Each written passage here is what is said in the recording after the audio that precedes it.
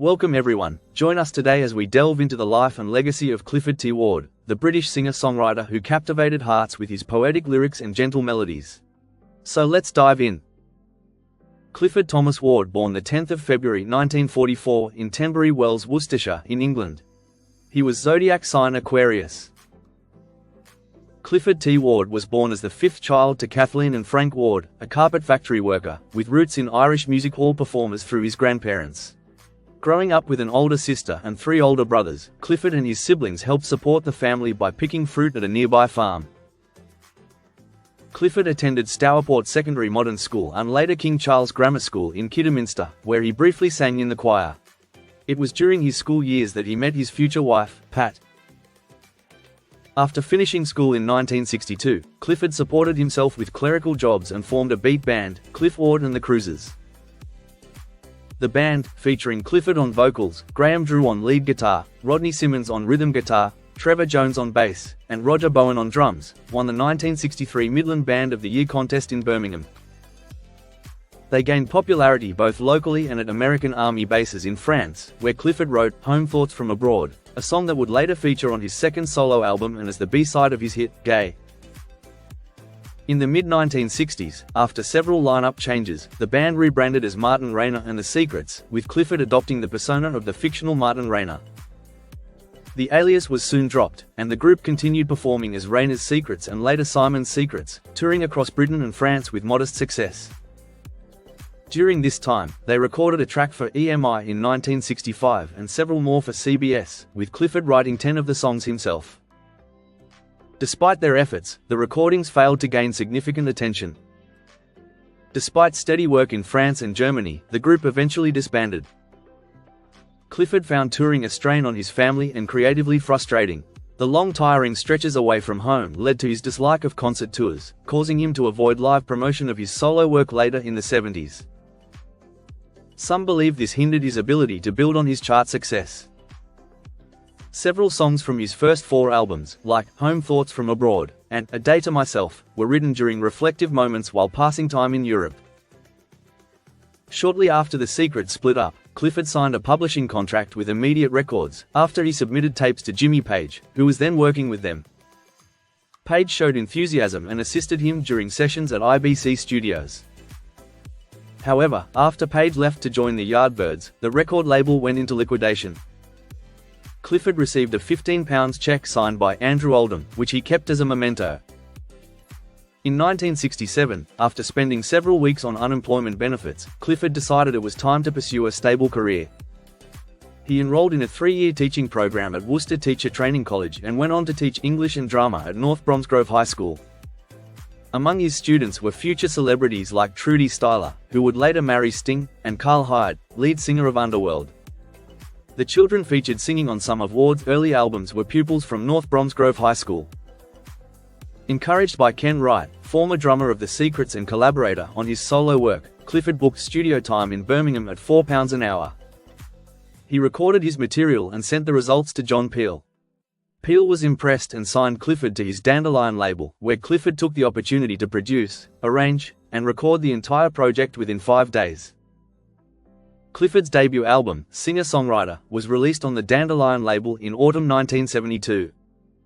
The album featured contributions from musicians like Ken Wright and keyboardist Dave Skinner, formerly of the duo Twice as Much, and briefly a member of Roxy Music.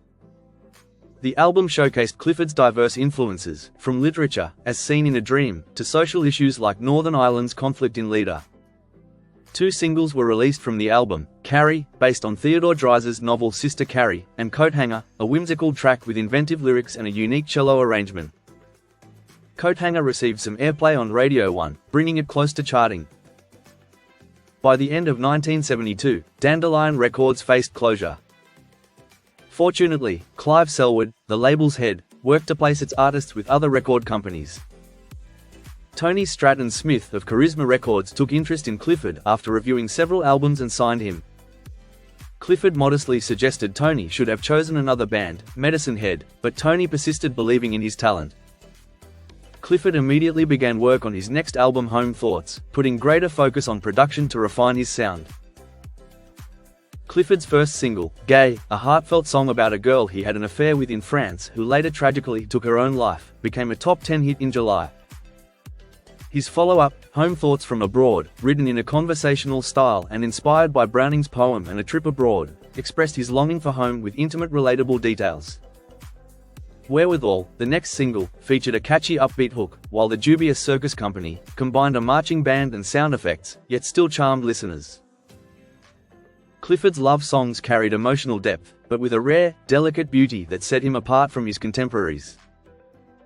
Unlike other singer-songwriters who followed trends or American influences, Clifford wrote personal songs about everyday moments, such as tea cozies, his handicapped daughter Debbie, and life's interruptions, offering a unique, unpretentious voice in British music. Balancing a teaching career while having a top 10 hit inevitably caused problems. With the education authorities watching him closely, viewing his involvement in pop music as subversive. Clifford was finding teaching frustrating, feeling much of the curriculum didn't resonate with students, except for drama, which he enjoyed. Some students appreciated his music, asking for autographs, while others were brutally honest, preferring Gary Glitter over his work. Soon after, Clifford resigned to focus on music full-time, but following up the success of Home Thoughts proved challenging. He briefly returned to the charts with Scullery, from the Mantelpieces album, but it lacked the impact of his earlier work. Reluctance to tour likely hindered his success. Tracks like Jigsaw Girl and No More Rock and Roll received radio play but failed to chart. In 1977, Cliff Richard covered Clifford's Up in the World, though the original didn't benefit much from it. Meanwhile, Michael Jackson's hit She's Out of My Life bore a striking resemblance to Clifford's work, though no legal action followed. Seeking a fresh direction, Clifford recorded New England Days in 1977, produced by Bill Halverson and featuring an excellent version of Tim Moore's I Got Lost Tonight. Despite positive reviews, only a small group of dedicated fans continued to buy his records. Clifford continued to write and record into the 1980s, but in 1986, his life took a drastic turn when he was diagnosed with multiple sclerosis after experiencing repeated falls while mowing his lawn. The illness was a devastating blow to one of the era's most remarkable songwriters. As fellow musician Dave Cartwright later lamented, much of Clifford's potential remained unrealized. In 1992, a stage musical titled Shattered World was inspired by Clifford's life and battle with MS, featuring his songs alongside new material. 2 years later, he released Julia and Other New Stories through the independent Graduate label. Despite his illness, he completed the album, even crawling into his home studio on all fours to record. The title track was inspired by TV newscaster Julia Somerville's recovery from brain surgery, and the album opened with a brief spoken endorsement by Cliff Richard. I have not and will not come to terms with this illness, he told the local press at about this time. There are times, usually quite late at night, when I'm almost normal again. But unless they find a cure for this dreadful MS, then I don't see a future. Personally, Clifford was educated in Stourport, where he met and married his childhood sweetheart, Pat. Together, they lived in the heart of the Worcestershire countryside where they had 2 sons and 2 daughters. He wrote the song, For Debbie and Her Friends, about prejudice against the disabled, inspired by his daughter Debbie, who had cerebral palsy. Sadly, in November 2001, Clifford contracted pneumonia and passed away a few weeks later on December 18, 2001, at Tenbury Community Hospital. He was 57 years old. Clifford T. Ward is survived by his wife Pat, and their 4 children. And there you have it. Though Clifford T. Ward left us too soon, his music continues to resonate with fans old and new. His tender voice and heartfelt songs remain a testament to his artistic genius, ensuring that his legacy lives on in the world of music for years to come. Thank you for watching. Don't forget to like and subscribe for more videos just like this. Take care and bye for now.